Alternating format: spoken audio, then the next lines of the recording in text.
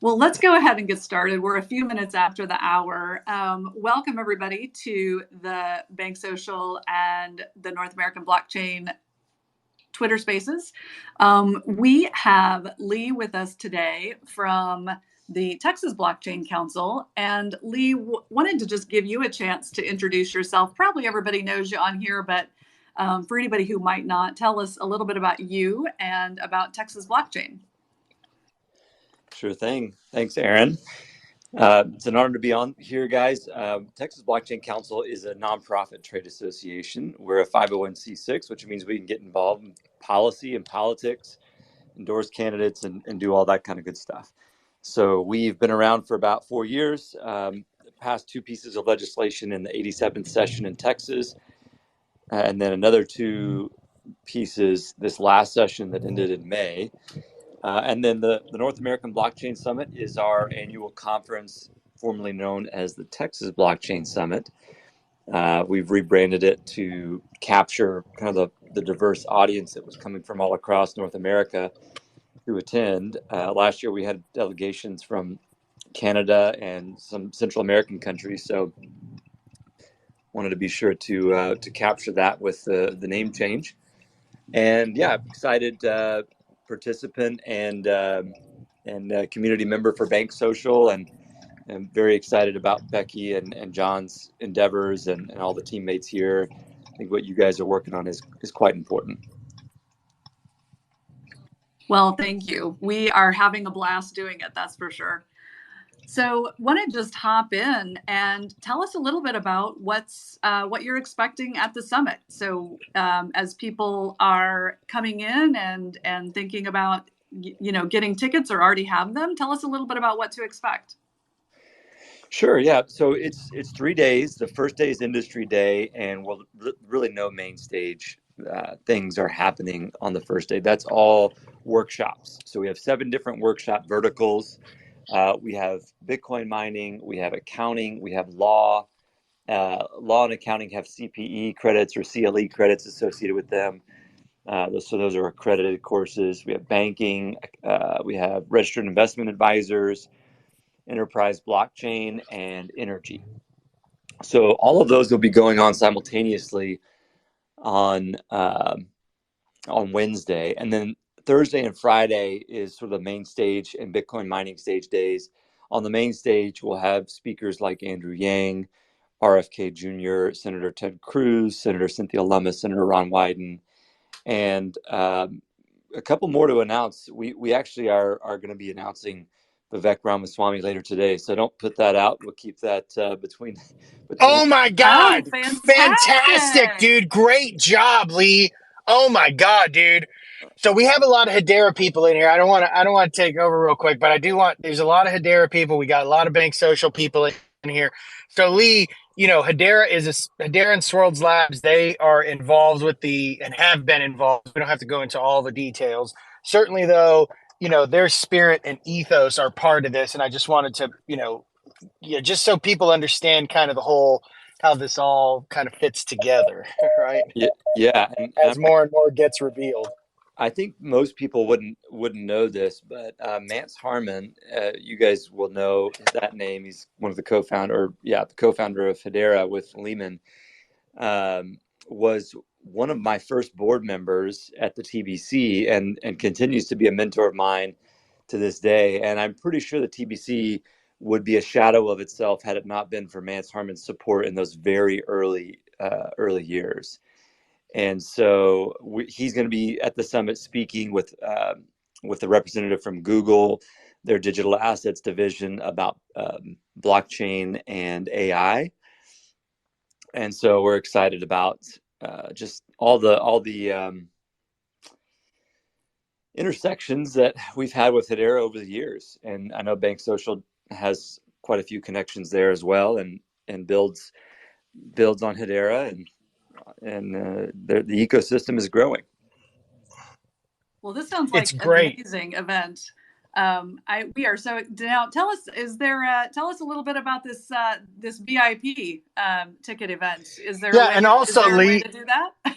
I was going to say also, Lee, on the VIP, and talk about how this is basically, you've told me that this is one of the largest non like media sponsored, right? So this is an independent. It's kind of it's the council puts it on as opposed to Consensus, which is put on by, CoinDesk or whatever. Yeah, that's right. So we are one of the large. We like CoinDesk and we like Consensus, but I think that's important to kind of make a distinction on too. Yeah, so we're one of the largest conferences that's not put on by a media company. Consensus, Bitcoin Miami, Permissionless, pretty much all the conferences that you can think of are hosted by media companies, and so we have just a different structure and incentive model than media companies that we're an advocacy organization. So we can focus more on the policy angles to all of this, and as we all know, there's quite a bit that needs to be hammered out from the on the policy front. You guys have been doing that at the Blockchain Council, which is the interesting part of why this is so huge with you guys over there. We had Llewellyn on a few weeks ago, and he kind of gave some insight into a little bit of this, but I think it's great that you're providing it. I'm cutting and breaking in on you, but yeah, keep going. Yeah, no worries. Yeah, Llewellyn is another old friend of mine, and also a current board member on the Texas Blockchain Council. So he's on our board of directors, and so I guess, my boss. Well, speaking of some of the headwinds and the things that have gotten you there, and the policy, do you think some of the challenges and maybe opportunities really facing the industry in the coming 12 to 18 months? I think it's unfortunate that we didn't get Tom Emmer as Speaker of the House at the federal level. He would have been able to drive probably some deal making with the Senate Banking Committee that's chaired by Senator, the Ohio Senator Sherrod Brown. And that's really one of the sticking points for passing the McHenry Johnson Hill legislation around market structure, the FIT Act. That's the old market structure bill. They changed the name of it and changed the bill up a little bit. But, you've also got the Gillibrand-Lummis bill, which is a great bill on the Senate side. Unfortunately, I don't think either of those will pass in the next 18 months, although we might get pieces of them that pass, like the stablecoin aspect in the Well, and states are doing a lot too in these fronts nowadays because it is kind of getting easier to manage these technologies too. Lee, aren't you seeing some of that?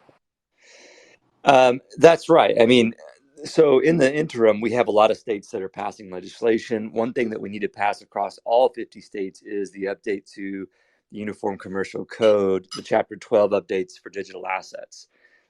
Texas passed that a couple of years ago. We need to update ours now to be even further in line with the digital asset provisions of the Uniform Commercial Code. All that means is that you can perfect your security interest in a digital asset through possession of cryptographic keys. So recognizing digital assets as sort of a bearer asset, if you will. That's important. Only, I think, 17 states out of 50 passed that last year. There was some initial concern that legislation was like paving the way for central bank digital currencies, which it was actually a misconception. That is absolutely not the case. We are very opposed to central bank digital currencies here at the TBC, and I think almost all of our fellow industry associations across the country that work in digital assets are opposed to CBDCs from a privacy perspective for especially a retail CBDC, just from a privacy perspective. And so that bill does not have anything to do with CBDCs. So if people had any hesitations about that or saw anything about that, there was a big Twitter storm about it about 6 months ago. That was a complete.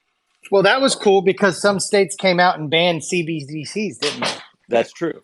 Kind of was at the same time. That's true. They which the states don't really have authority to do, but we still like the sentiment and the. Hey, yeah, exactly. Hey, it does. Hey, whatever it is, it's a stance, right? It doesn't hurt. Yep. In Texas, it's kind of like cannabis in some states, right? That's right. And in Texas has been ahead of the curve. Some parallels can be drawn. So what are some of the key themes and topics that are going to be covered at the summit? You on mute? John, I think you lost your audio again. Aaron's talking. Oh, maybe. Twitter Spaces is funny sometimes. I've had it to be a couple times where I was the host and I couldn't hear one of the other speakers talking. Yeah, and I think poor John, I think that's what's happening. But we'll have him. We'll record for his benefit. Yeah. So John, just so you know, Aaron is speaking right now. Yeah, this has happened to me before too. You might have to hop in on a different device, or I had to hop in and hop out when that happened to me when I was hosting a Spaces.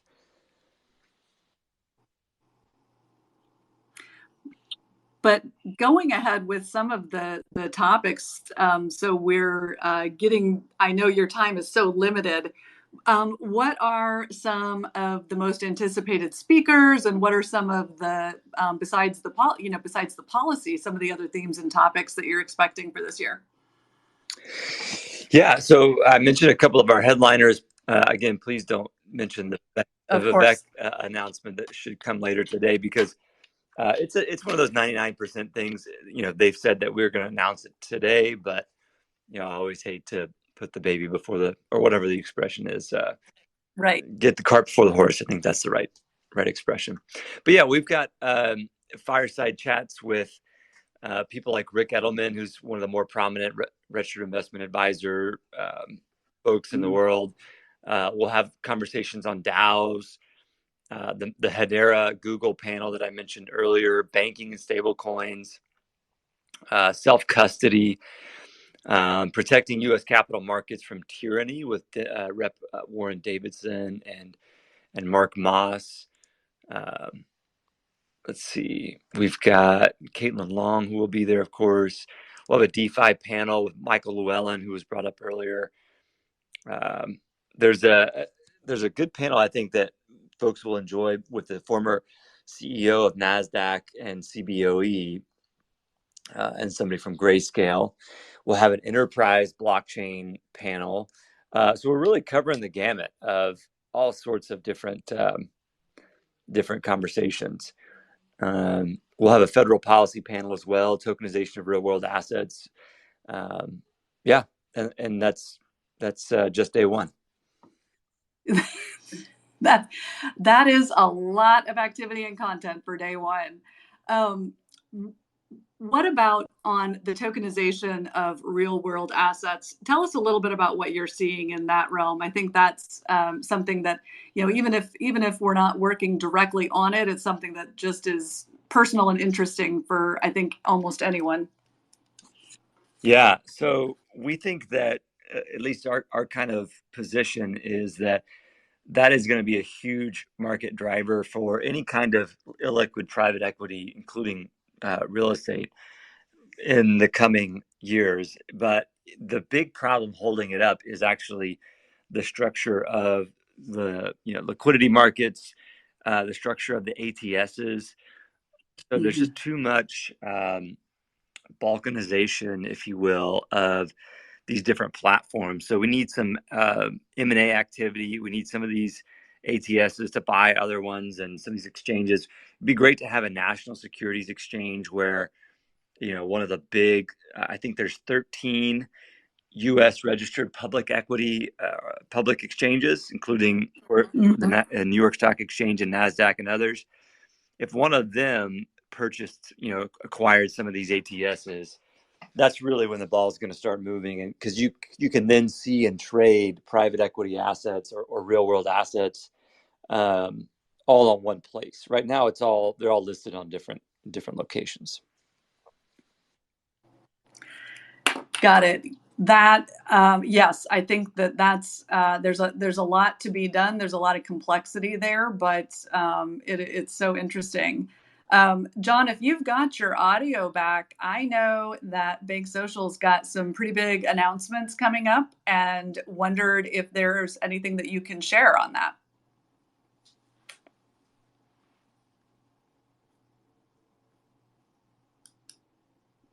Maybe not. You may have to bring him up as because he's also joining now as a listener.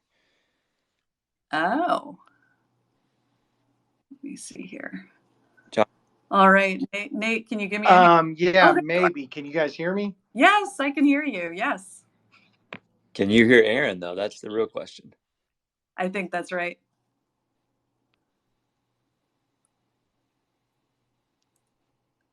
I guess he can't hear you, Aaron. I think that's true. I think that's true. Oh, wait. Okay, there we go. Nate, can you help me with bringing John's personal account up? Well, I'm kind of in. I'm talking to you guys right now through the BankSocial thing, and then Oh, and you're listening through your own.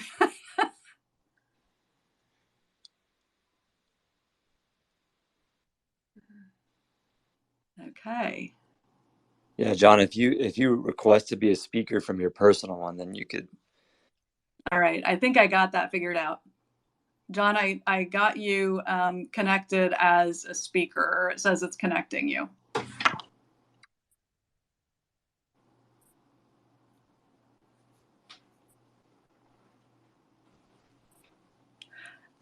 Well, we will definitely have a presence at the summit. We're really looking forward to it. We do have some big announcements. John shared a message in the last day or so. We're going to have version 2.0 of our wallet. It's amazing. I think that you're going to really appreciate the usability there. And we've also got some other big announcements that I think we're going to wait until we actually are at the Blockchain Summit before we do those announcements.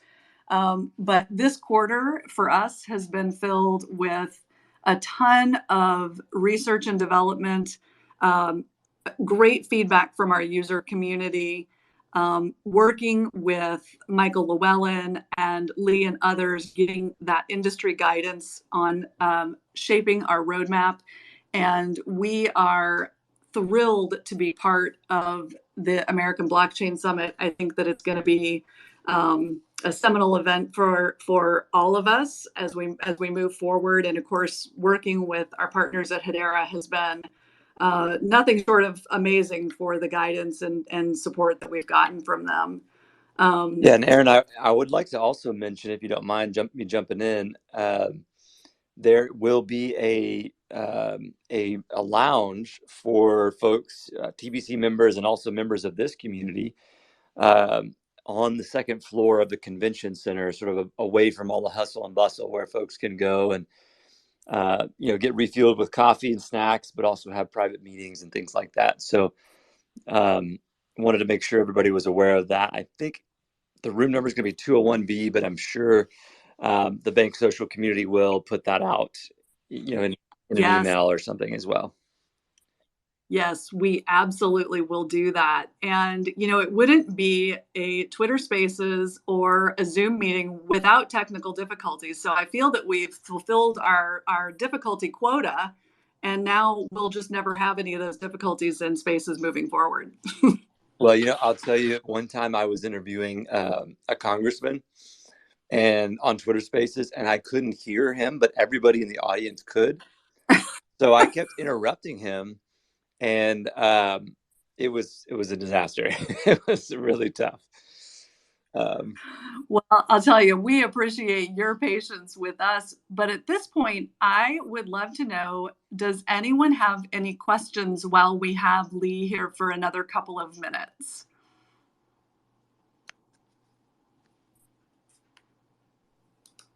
Yeah, I have one for you, Lee. What advice would you give to entrepreneurs, developers, and investors who are interested in getting involved with the blockchain industry? That's a great question. I think what I would say is I've learned so much from just the community of people in this industry. There's people are very willing to give of their time to help fill in knowledge gaps. And as I've progressed over the last couple of years and had worked full time in the industry, I have plenty of knowledge gaps that I need to fill. And so I guess the advice would just be to ask people in the community for a few minutes of their time to help fill some of those knowledge gaps. I still have probably an infinite number of knowledge gaps, even just in blockchain, not to mention the business world writ large.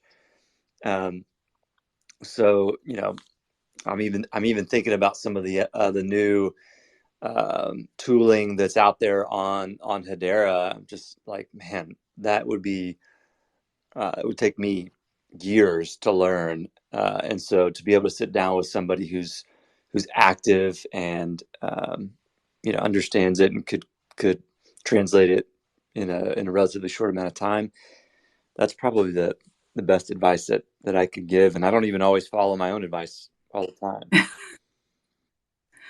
That sounds pretty human to me. That's awesome. One more question for you, Lee. What's got your attention legislation-wise in the next year or so?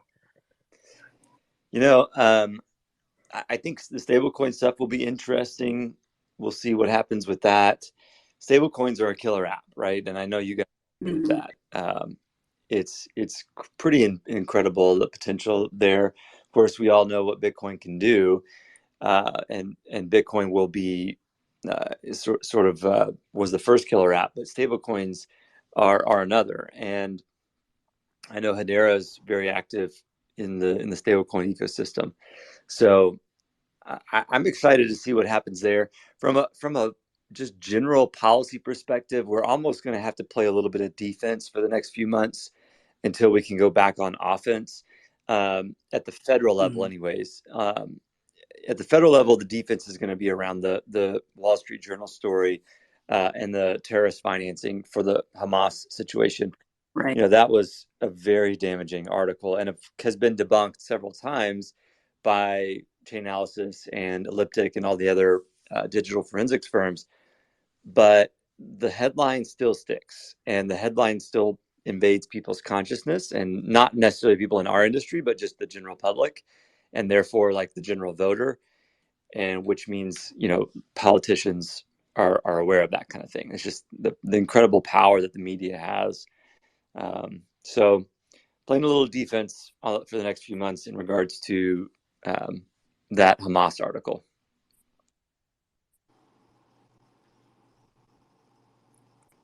I think that's great feedback. I had one other person. I don't know, Glaster. Eth, did you have a question? Yes. So thank you for having me, first of all. So as a European, I'm always a bit confused because you guys are the Texas Blockchain Council. How can you put out influence nationwide and not just from a Texas state-wise? Like, how does that work exactly? Yeah, it's a great question. So in Texas, we can pass legislation here locally that affects business law. So we have our own, all the uniform commercial codes are at the state level. Money transmission licensing is at the state level. So we've got our own regime here with the Texas Department of Banking. So really, there are quite a few things that we do here on the state level.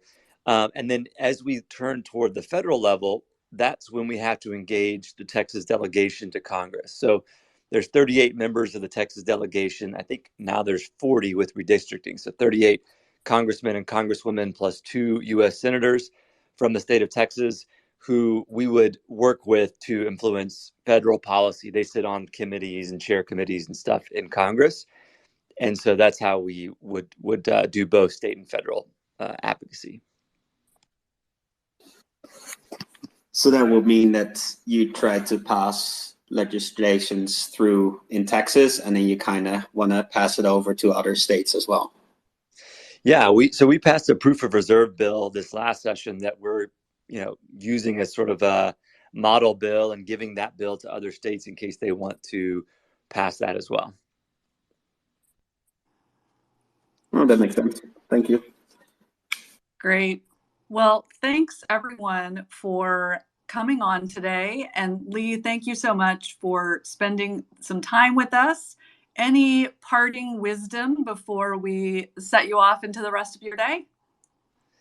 I don't know about wisdom, but just looking forward to meeting folks in person and yeah, having this community come out in force at the summit. I know John and Becky and you, Aaron, and Nathaniel, and everybody who's on the call has been extremely active, and y'all have just such an engaged community. It's very cool to see. Well, thank you. And we are looking forward to it. Everyone, thank you this afternoon for hanging out with us, and buckle your seatbelts. It's going to be a great ride. Talk to you soon.